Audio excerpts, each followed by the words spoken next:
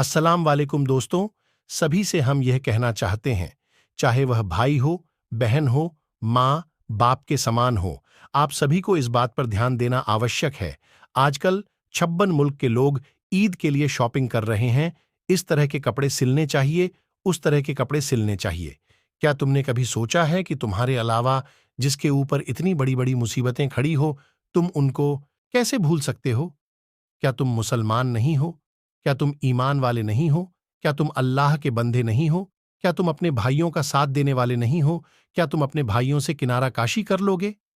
काश तुम अपने भाइयों के लिए दुआएं करते।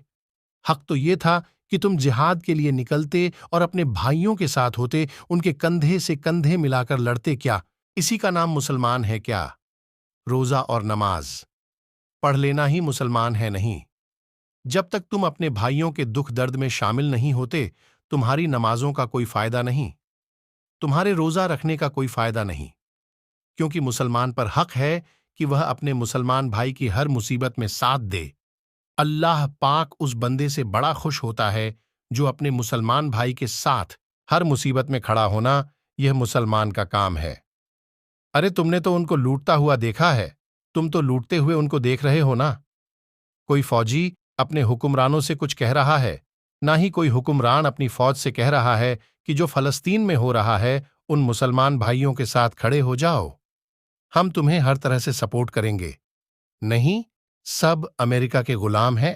इकबाल ने सही कहा था कि बेचकर हमने तलवारें मुसल्ला खरीद लिए और इज्जतें लुटती रहीं।